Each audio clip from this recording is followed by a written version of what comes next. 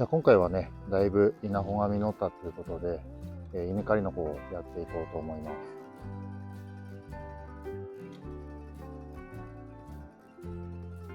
この間撮影した時よりもね、だいぶ実も大きくなったんじゃないのかな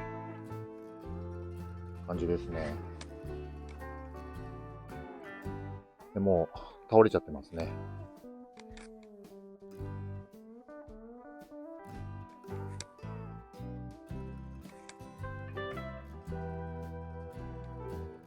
じゃあそれでは稲刈りやっていきましょう。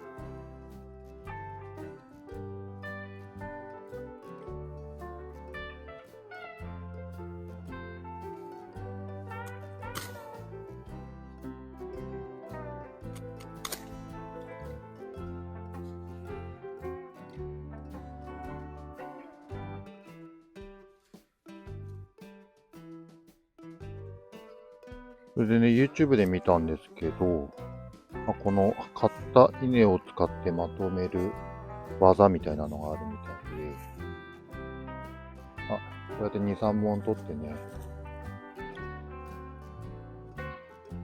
クロスして、回す。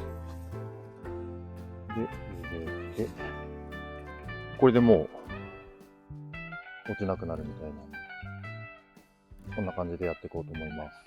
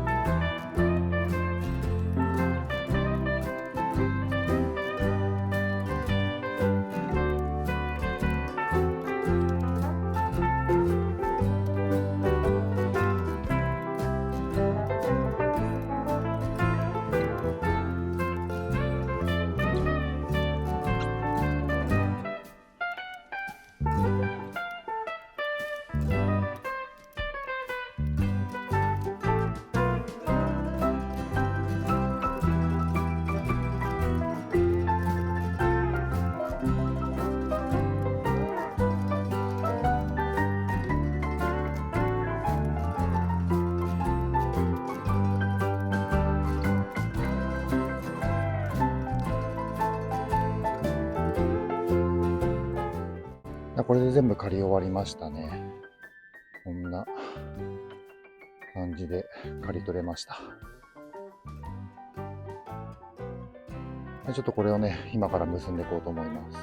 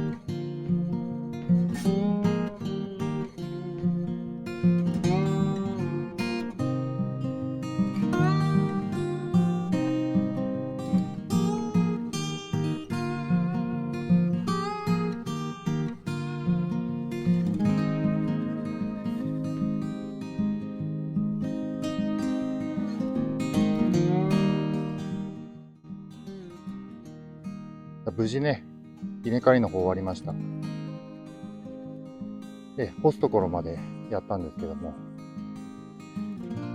普通ね、竹とかなんかそういったものを使って干すみたいなんですけど、そういうもの持ってなかったんで、物干し竿で干してみました。そしたらね、めちゃくちゃしなっちゃってますね。大丈夫なのかな。まあちょっとこれで様子見ようと思います。だいたい2週間ぐらい干すといいらしいので、まあだいたい2週間ぐらい空けて、で脱穀をやっていこうかなと思います。その前にね、ちょっと村の方とか行ったりとかして、こういう昔ながらのね、干す方法をやってるところを見るとね、まあ、雨よけかなんかで上にブルーシートみたいなのをね、つけてるんで、それも今からつけていこうと思います。それじゃあブルーシートつけていきます。なんか、大きいブルーシートしかなかったんですよね。もうだいぶ、しなっちゃってるんでね、物干し竿が。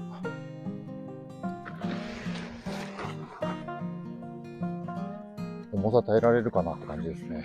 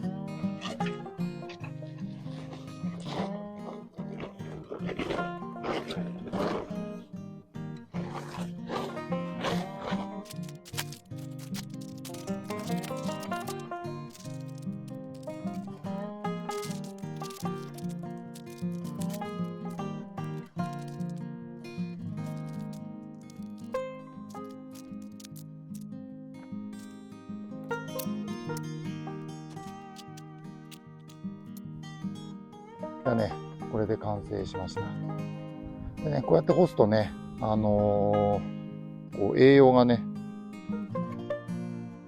落ちてって、実がなんかさらに美味しくなるみたいなこともあるみたいなんで、2週間ぐらい干してね、そこから脱穀の方をね、やっていこうと思います。